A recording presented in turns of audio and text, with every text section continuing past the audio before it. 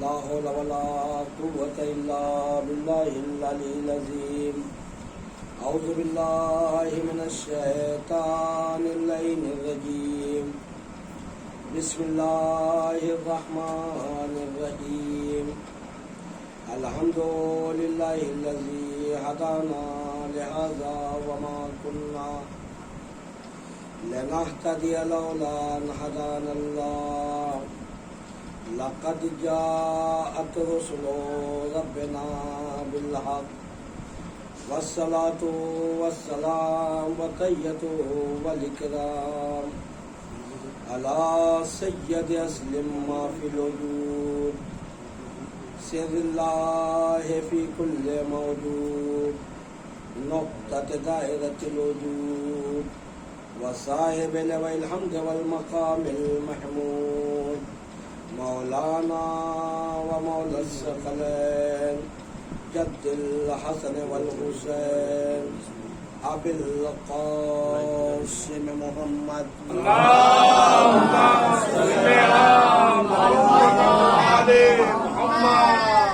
وعلى أهل بيت الطيبين الطاهرين المعصومين المظلومين ولعنة الله على أعدائهم من يومنا هذا إلى قيام يوم الدين.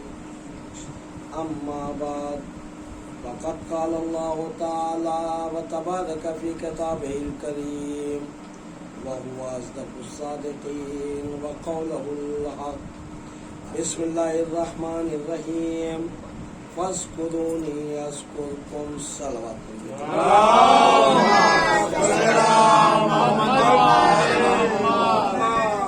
حاضرین کرام قدر محترم سید الشہداء، قرآن مجید کی جس آیت کریمہ کو سرنامہ گفتگو قرار دیا ہے، اللہ نے فرمایا کہ فاذکرونی اذکرکم، تم میرا ذکر کرو میں تمہارا ذکر کروں گا، تم مجھے یاد رکھو میں تمہیں یاد رکھوں گا۔ عزیزان محترم، اللہ کہہ رہا ہے کہ تم میرا ذکر کرو تو میں تمہارا بھی ذکر کروں گا۔ انسان کہاں تک پہنچ سکتا ہے، انسان کہاں تک جا سکتا ہے اللہ کا ذکر کرنے کے لیے؟ انسان جو اللہ کا ذکر کرے گا وہ اپنی محدود قوتوں کے ساتھ اللہ کا ذکر کرے گا، لیکن جو اللہ ذکر کرے گا وہ لامحدود۔ عزیزان محترم، ہم جو اللہ کا ذکر کریں گے وہ صرف زمین پہ کریں گے، لیکن اللہ جن کا ذکر کرے گا وہ صرف زمین پہ نہیں ہے کہ صرف زمین پہ کرے گا، بلکہ وہ چاند پہ کرے گا، سورج پہ کرے گا، ستاروں پہ کرے گا، آسمان پہ ان کا ذکر کرے گا۔ تو اب عزیزان محترم، کسی کا ایسا ذکر ہونا چاہیے ہمارے سامنے، کسی کا ایسا ذکر ہونا چاہیے جس نے اللہ کے ذکر کو عام کرنے کے لیے وہ کائنات کی ساری حدیں پار کر چکا ہو، اور اس کے لیے بھی کوئی کلام ہونا چاہیے کہ بھائی اللہ کا اس نے ذکر کیا اور اللہ اس کا ذکر کر رہا ہے۔ کائنات میں بہت سارے لوگ ملیں گے جو اللہ کا ذکر کرتے ہیں، مگر آپ کو کہیں نہیں ملے گا کہ اللہ ان کا ذکر کر رہا ہے کہیں۔ لیکن جب قرآن کہہ رہا ہے کہ فاذکرونی اذکرکم، تم میرا ذکر کرو میں تمہارا ذکر کروں گا، تو کائنات میں کوئی ہستی ضرور ایسی ہوگی، کائنات میں کوئی ہستی ضرور ایسی ہوگی جس نے اپنے محدود قوتوں کے ساتھ اللہ کا ذکر کیا ہوگا، تو اللہ بھی اس کا اپنی لامحدود قدرتوں سے ذکر کرتا ہوگا۔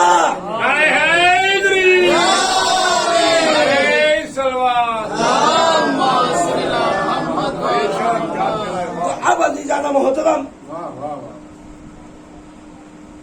پیغمبر اسلام کے پاس چلتے ہیں جو کہ کائنات کے سب سے افضل ترین بے شک انسان کا نام بے شک محمد، کائنات کے سب سے افضل ترین انسان کا نام محمد۔ اب محمد کے پاس چلتے ہیں، پوچھتے ہیں کہ اے اللہ کے نبی یہ بتائیے کہ اللہ نے قرآن میں کہا فَاذْكُرُونِي أَذْكُرْكُمْ، تم میرا ذکر کرو میں تمہارا ذکر کروں گا۔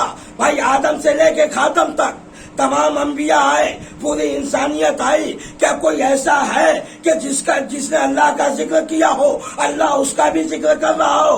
تو شاید پیغمبر اسلام آواز دے کہ تم میری حدیثوں کو دیکھو، میں نے حدیث میں فرما دیا کہ ذکر و علی عبادت، علی کا ذکر عبادت ہے، ذکر ہو ذکری، اس کا ذکر میرا ذکر ہے، ذکری ذکر اللہ اور میرا ذکر اللہ کا ذکر ہے، اللہ کا ذکر اللہ عبادت اور اللہ کا ذکر عبادت ہے، اللہ کا ذکر عبادت ہے، اطاعت ہے، شرف ہے، وقار بشریت ہے، شان ابدیت ہے، بھگوان جنت ہے۔ ہر انسان کا ذکر قابل عبادت نہیں ہوا کرتا، بلکہ کائنات میں اس کا ذکر قابل عبادت ہوتا ہے جو بولے تو جزو قرآن بن جائے، جو لکھے تو روح ایمان بن جائے، جو چلے تو راہ اسلام بن جائے، جو نماز پڑھائے تو موت ملے، حیات میں ٹھوکر مارے تو حیات ملے۔ صلوات پڑھیے۔ نعرے حیدری، حیدری، نعرے سلوات۔ تو عزیزان محترم، کائنات میں ہمیں ایک ہستی ایسی نظر آئی کہ جس نے بولا تو وہ قرآن کا جز بن گیا، جس راستے پہ چلا تو پیغمبر نے کہا کہ زمانے کو نہ دیکھنا، اسے دیکھنا، اس لیے کہ وہ جدھر جائے گا حق ادھر جائے گا۔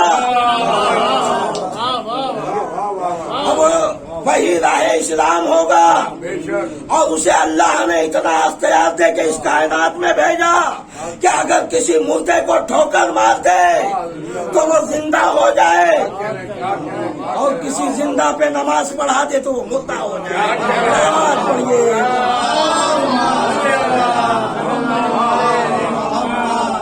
تو عزیزان محترم، کائنات میں ایک ہستی ایسی ہے۔ اب اس کے بعد شمس الحق تبریزی اہل سنت والجماعت کے بہت ہی مشہور عالم بھی ہیں، شاعر بھی ہیں۔ شمس الحق تبریزی پورا نام ہے، شمس تبریز کے نام سے پوری دنیا انہیں پہچانتی ہے۔ ان کے شعر کا مفہوم صرف میں آپ کو بتا دے رہا ہوں کہ انہوں نے شعر کہا کہ ہم آدم و شیش علی بود، نوح بود علی بود، ادریس بود علی بود۔ کہا کہ کائنات میں جتنے بھی انبیاء آئے ہیں، جتنے بھی انبیاء آئے ہیں، چاہے آدم ہو، نوح ہو، ابراہیم ہو، ادریس ہو، یہ دیکھیے سب سے بڑے عالم اہل سنت کے، انہوں نے کہا کہ آدم ہو، نوح ہو، ابراہیم ہو، ادریس ہو، ایوب ہو، یعقوب ہو، یوسف ہو، کہا کوئی یہ نہیں تھے، کہا ایک علی تھے جو کبھی آدم کی صورت میں آئے، کبھی نوح کی صورت میں آئے، کبھی ادریس کی صورت میں آئے، کبھی ایوب کی صورت میں آئے۔ تو آپ عزیزان محترم، شمس الحق تبریزی نے اپنا عقیدہ بیان کیا، کہا کہ اللہ نے کسی کو بھیجا ہی نہیں، ایک علی تھا جو کبھی آدم کے پیکر میں آیا، کبھی نوح کے پیکر میں آیا، کبھی ادریس کے پیکر میں آیا، کبھی یوسف کے پیکر میں آیا۔ صلوات پڑھیے۔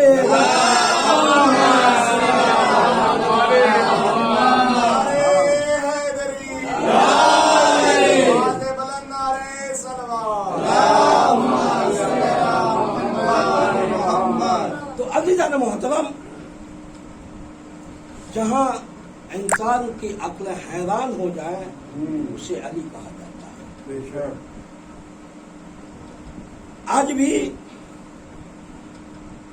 اگر کائنات میں سب سے زیادہ کسی کے بارے میں لکھا جاتا ہے تو وہ مولائے کائنات کے بارے میں لکھا جاتا ہے.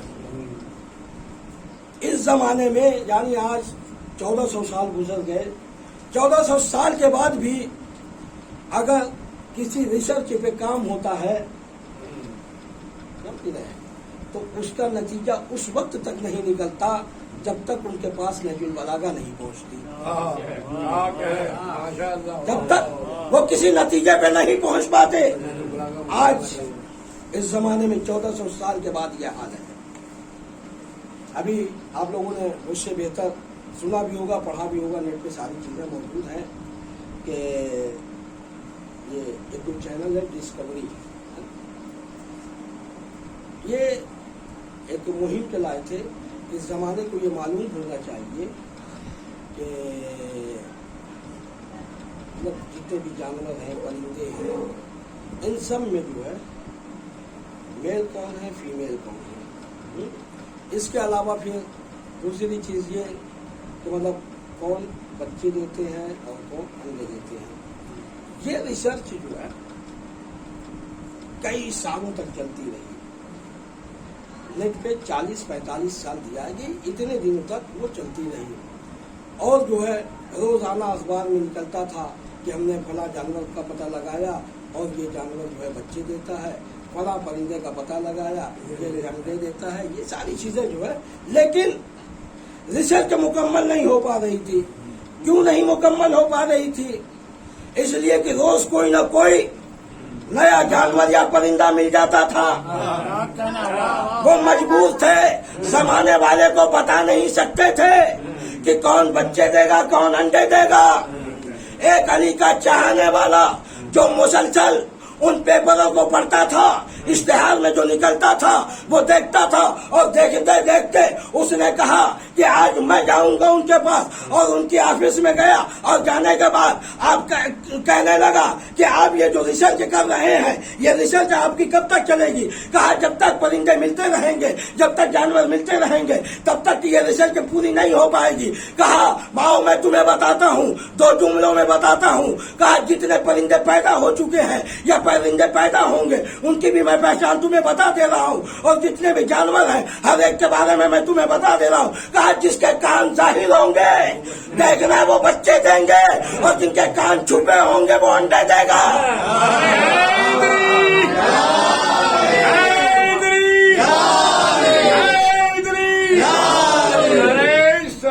اب اس کے بعد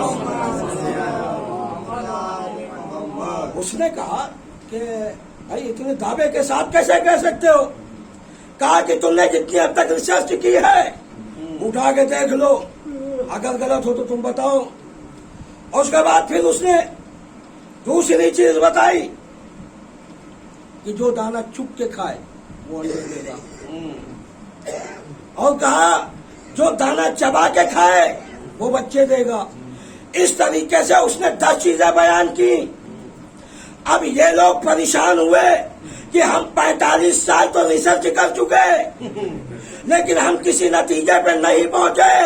اور یہ ایک عام سا انسان ایک نہیں 10 پروف دے رہا ہے. تو اس سے پوچھا گیا کہ تمہیں یہ کہاں سے ملا؟ تو اس نے کہا کہ تم نہج البلاغہ اٹھاؤ، 1400 سال پہلے مولا نے بتا دیا.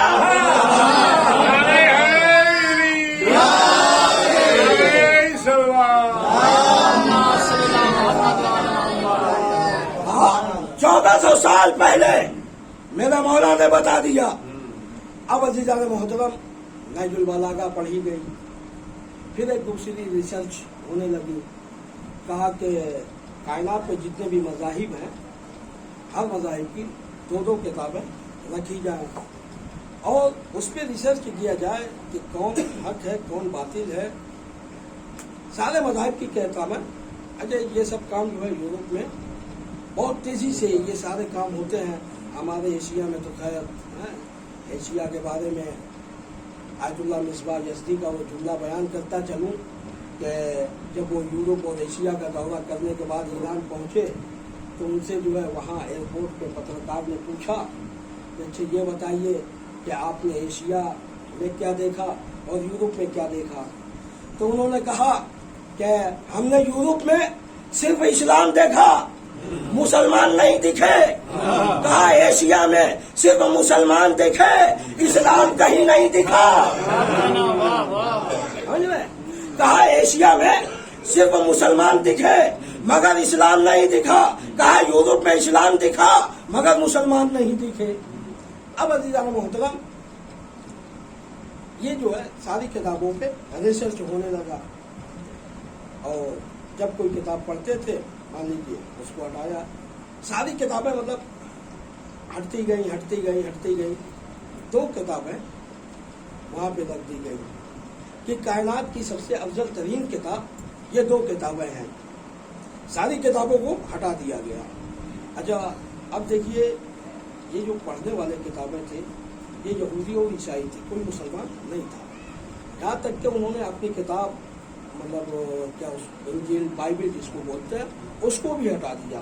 کہا کہ اس کے مقابلے میں یہ بھی کتاب نہیں ہے، یہ کائنات کی ایسی کتاب ہے کہ جب اس کتاب کو پڑھو تو لگتا ایسا ہے کہ ہم اللہ سے کلام کر رہے ہیں، اللہ سے بات کر رہے ہیں، ڈائریکٹ اپنی بات جو ہے ہم اللہ سے کہہ رہے ہیں اور اللہ ہم سے کہہ رہا ہے۔ لیکن ہمیں تو کبھی احساس نہیں ہوا، ہمیں کبھی احساس نہیں ہوا، ہم قرآن پڑھ رہے ہیں، ہمیں کبھی یہ احساس نہیں ہوا کہ ہم ڈائریکٹ اللہ سے بات کر رہے ہیں یا اللہ ہم سے بات کر رہا ہے۔ کیوں؟ ہم نے قرآن کو صرف ثواب کے لیے سمجھا، ہم نے قرآن کو صرف ثواب کے لیے سمجھا۔ اور جبکہ عیسائی جو قرآن پڑھ رہے ہیں تو وہ ایک آیت پڑھ رہے ہیں تو انہیں اس کا ترجمہ بھی معلوم ہے، اس کا مفہوم بھی معلوم ہے، ان کی تفسیر بھی معلوم ہے، تو انہیں ایسا لگتا ہے کہ ہم اپنی بات اللہ سے کہہ رہے ہیں، اللہ اپنی بات ہم سے کہہ رہا ہے نا۔ اب اس کے بعد ساری کتابوں کو ریجیکٹ کر دیا گیا، یہ 2 کتابیں رہ گئی۔ اب اس کے بعد جو سب سے بڑا مطلب اس میں ہیڈ تھا تو اس نے کہا کہ ہم نے ساری کتابوں کو اس لیے ہٹا دیا کہ یہ جو کتابیں تھیں، کسی کتاب میں لگ رہا تھا کہ یہ 2 لوگوں نے مل کے لکھا ہے، کسی کتاب میں لگ رہا تھا کہ 4 لوگوں نے مل کے لکھا ہے، اور جو ہے کسی کتاب میں ایسا نہیں تھا کہ جس میں ایسا لگے کہ ہم ڈائریکٹ جو ہے اپنے ایشور بھگوان سے ہم ڈائریکٹ بات کریں۔ کہا کہ یہ 2 کتابیں ایسی ہیں کہ قرآن پڑھتے ہوئے مطلب ایسا لگتا ہے کہ ہم ڈائریکٹ بات کر رہے ہیں۔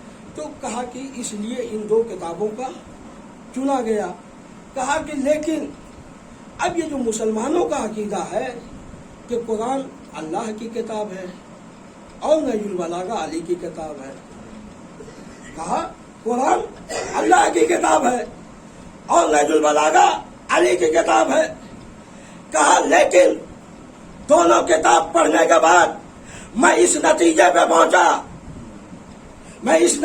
پہنچا کہ دونوں کتاب کا لکھنے والا ایک ہے۔ اگر قرآن کو اللہ نے لکھا ہے تو نہج البلاغہ کو بھی اللہ نے لکھا ہے۔ اگر نہج البلاغہ کو اللہ نے نہیں لکھا، علی نے لکھا ہے، تو قرآن کو بھی علی نے لکھا ہے۔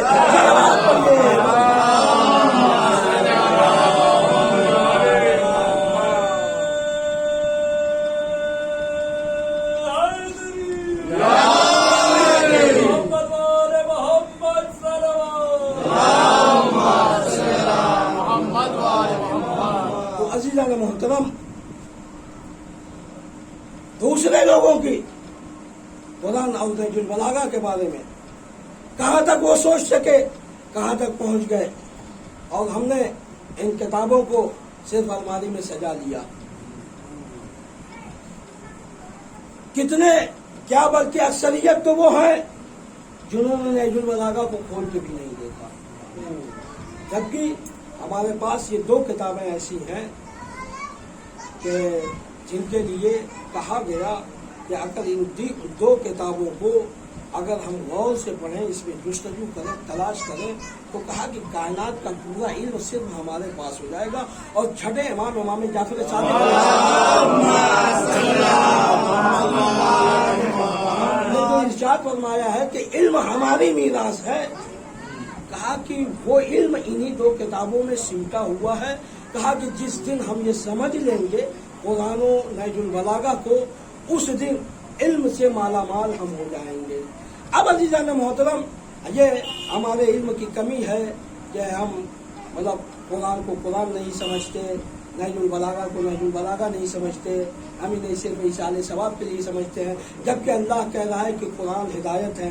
हिदायत के लिए अल्लाह ने कहा कि कुरान हिदायत है और एक अहले बैत हिदायत है।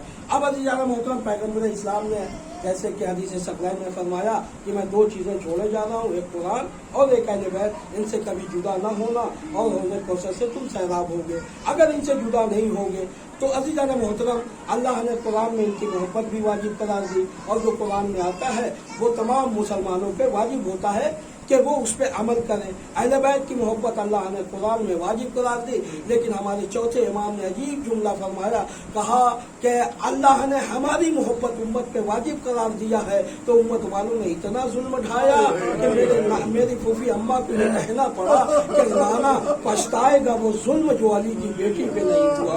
अजरुकुम अल्लाह, सोचिए कि अहले बैत पे क्या कयामत गुजर गई कि जनाब ज़ैनब को ये जुमला कहना पड़ा कि नाना पछताएगा वो जुल्म जो अली की बेटी पे नहीं हुआ। सोचिए कि अली की बेटी पे कितना जुल्म हुआ है। अल्लाह, आज 7 मुहर्रम की तारीख है, 7 मुहर्रम की तारीख है। इमाम हुसैन अलैहिस्सलाम का काफिला करबला में पहुंच गया। 7 मुहर्रम की वो तारीख है जब ख़याम हुसैनी में पानी खत्म हो जाता है। बच्चे अब प्यास से बिलक रहे हैं, तड़प रहे हैं, अलतश अलतश की आवाज बुलंद कर रही है। एक मरतबा इमाम हुसैन आशूर का दिन आता है, इमाम हुसैन अलैहिस्सलाम के एक अंसार मैदान क़िताल में जाते हैं। एक मरतबा इमाम हुसैन अलैहिस्सलाम के पास इमाम का भतीजा आता है, हसन की निशानी आता है। आने के बाद कहता है, चचा जान मुझे भी मैदान क़िताल में जाने की इजाजत दे दीजिए। एक मरतबा इमाम हुसैन कहते हैं, बेटा कासिम तुम मेरे भाई की निशानी हो, तुम्हें मैं कैसे इजाजत दे दूं? तू फरवा की निशानी है, तुझे कैसे मैं मैदान क़िताल में जाने की इजाजत दे दूं? एक मरतबा जनाब कासिम खैमे में एक जगह मायूस हो जाते हैं, मायूस होकर बैठ जाते हैं कि अचानक एक बाप की वसीयत याद आती है कि बेटा जब तुम पे कोई वक्त आन पड़े तो अपने बाजू से तावीज खोल लेना। एक मरतबा जनाब कासिम ने सोचा कि इससे बुरा वक्त क्या हो सकता है कि मैं चचा पे अपनी जान निछावर नहीं कर सकता। एक मरतबा आस्तीन को पलटा और तावीज खोला। अब जो तावीज खोला तो उसमें एक भाई का नाम, दूसरे भाई का खत था, भाई हुसैन मौत ने मोहलत नहीं दी, वरना करबला में मैं भी आप पे अपनी जान निछावर करता। मेरी तरफ से मेरे बेटे कासिम की कुर्बानी कबूल कर लो। एक मरतबा जनाब कासिम दौड़े हुए इमाम की खिदमत में आते हैं और वो खत इमाम हुसैन को देते हैं। इमाम हुसैन अलैहिस्सलाम ने उस खत को लिया, बोसा दिया, पेशानी से लगाया, कहा बेटा कासिम खुदा हाफिज, खुदा हाफिज।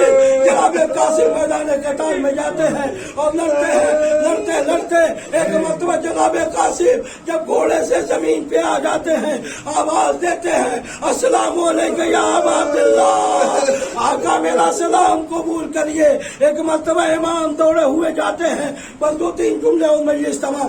इमाम दौड़े हुए जाते हैं, आवाज देते हैं, बेटा कासिम कहाँ हो, आवाज दो, मगर कोई आवाज नहीं आती। तारीख ने लिखा, इमाम और आगे बढ़े, आवाज देते हैं, बेटा कासिम कहाँ हो, आवाज दो, मगर कोई आवाज नहीं आती। हमीद इब्न मुस्लिम कहता है कि इमाम आवाज देते देते एक मकाम पे रुक जग गए, इसलिए कि अब तक जब इमाम किसी को आवाज देते थे तो उसके लाशे से फौरन आवाज आती थी, आका हम यहाँ है, मगर कासिम का पहला लाशा है जिसमें कोई आवाज नहीं आती। हमीद इब्न मुस्लिम कहता है, मैंने देखा कि इमाम एक जगह रुक गए, रुकने के बाद आवाज देते, बेटा कासिम कहाँ हो, आवाज दो।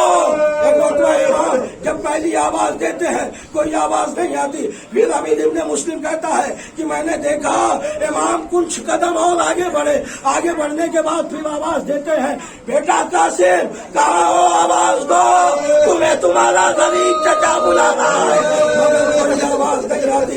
हमीद इब्न मुस्लिम कहता है, मैं अपने اپنے آنکھوں سے دیکھ رہا تھا، میں صبح سے شام منظر کربلا کے دیکھ رہا تھا، ہر شہید پہ پہلی آواز میں لبیک ہوتا تھا، مگر قاسم کی لاش تھی، امام 2 مرتبہ آواز دے چکے مگر کوئی آواز نہیں آئی۔ ایک مرتبہ حمید ابن مسلم کہتا ہے کہ امام چند قدم اور آگے بڑھے، ایک بلندی پہ جاتے ہیں اور جانے کے بعد کہتے ہیں بیٹا قاسم کہاں ہو، آواز دو تمہیں امام وقت بلانا ہے، اجرکم اللہ۔ جیسے ہی امام نے کہا امام وقت بلا رہا ہے، امام وقت بلا رہا ہے، اگر لاشا ہوتا تو آواز آتی، لاشوں کے ٹکڑے ہوا میں اٹھنے، امام دوڑے ہوئے قاسم کے قریب پہنچے، ابا اتاری زمین کربلا پہ اٹھانی، قاسم کا سینہ اٹھایا، ابا میں رکھا، قاسم کے سارے جسم کو امام نے ابا میں رکھا، اور ان کے قریب بات کر خیمے کی طرف امام وسیعالم الذین ظلموا ان منقلبوا انا للہ و انا الیہ راجعون۔